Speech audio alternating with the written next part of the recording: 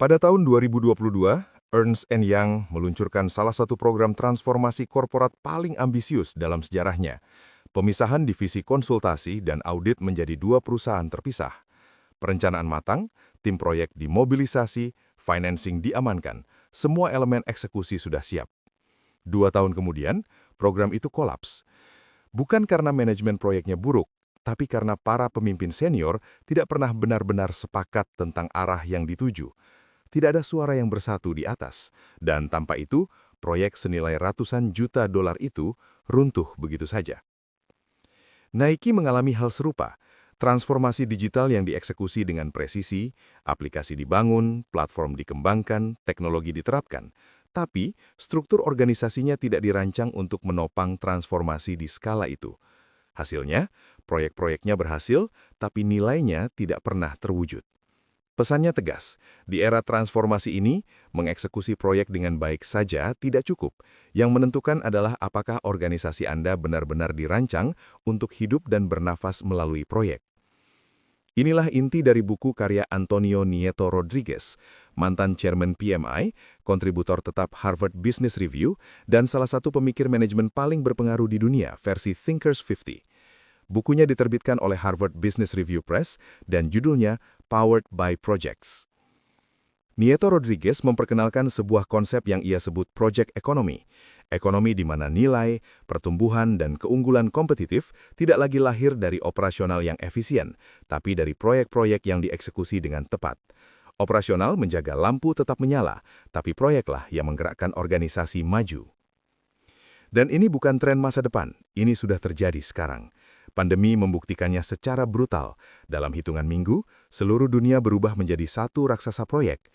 Infrastruktur digital dibangun dalam semalam, rantai pasok dikonfigurasi ulang, layanan baru diluncurkan dalam hitungan hari. Tapi di tengah semua itu, kegagalan proyek tetap sangat tinggi. Mengapa? Nieto Rodriguez menjawab dengan jujur, 50% nilai sebuah proyek hilang bahkan sebelum proyek itu dimulai. Bukan karena eksekusinya buruk, tapi karena model organisasi dan kepemimpinannya masih hidup di abad ke-19. Solusinya adalah apa yang ia sebut Project Driven Organization atau PDO, sebuah model organisasi di mana proyek bukan sekedar cara kerja, tapi menjadi jantung dari strategi, budaya, dan struktur perusahaan.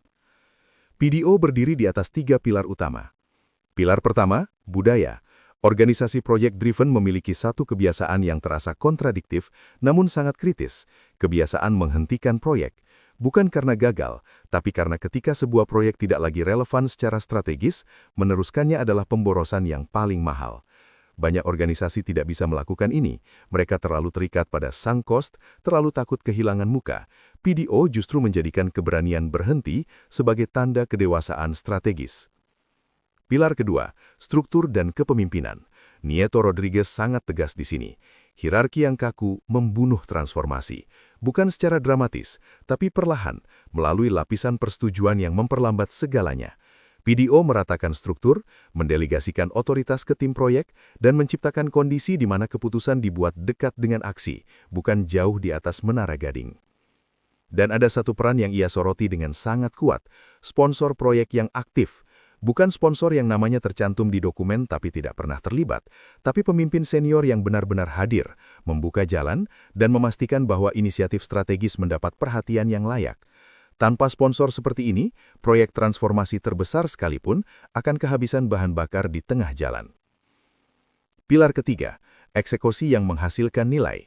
Disinilah Nieto Rodriguez menawarkan sesuatu yang sangat praktis, sebuah alat yang ia sebut Project Canvas, satu halaman, satu tampilan, yang memaksa tim untuk menjawab pertanyaan paling fundamental sebelum Rp1 pun dibelanjakan. Apa manfaat nyata yang akan dihasilkan proyek ini? Bukan outputnya, tapi manfaatnya. Dan siapa yang bertanggung jawab atas manfaat itu setelah proyek selesai? Ini adalah pertanyaan yang jarang dijawab dengan serius di sebagian besar organisasi Indonesia, baik di BUMN, di perbankan, maupun di manufaktur. Dan ketidakmampuan menjawab ini adalah salah satu alasan terbesar mengapa program transformasi besar menghasilkan laporan yang tebal tapi dampak yang tipis. Nieto Rodriguez juga menantang kita untuk jujur tentang satu ilusi yang sangat umum, bahwa memiliki banyak proyek berjalan secara serentak adalah tanda kemajuan. Padahal kenyataannya justru sebaliknya. Ketika semua diprioritaskan, tidak ada yang benar-benar menjadi prioritas. Ruthless prioritization, memilih sedikit inisiatif yang benar-benar penting dan memberikan mereka seluruh energi organisasi adalah salah satu kemampuan yang paling langka dan paling berharga yang bisa dimiliki sebuah kepemimpinan. Sekarang, tantangan langsung untuk Anda. Apakah organisasi Anda sudah benar-benar project-driven atau masih operations-driven yang sesekali menjalankan proyek? Apakah para pemimpin senior Anda aktif menjadi sponsor atau hanya nama yang tertera di slide presentasi? Dan apakah Anda bisa menyebut dengan jelas proyek mana yang harus dihentikan hari ini agar yang lain bisa berhasil? Di era transformasi ini, organisasi yang menjadikan proyek sebagai sistem operasi bisnis mereka akan bergerak lebih cepat, beradaptasi lebih baik, dan menciptakan nilai yang jauh lebih nyata. Yang lainnya akan terus sibuk tapi tidak maju. MQM Book Summary nomor 6, Magna QM Insights. Subscribe untuk insights eksekusi strategi berikutnya. Magna QM, Your Strategy Execution Partner.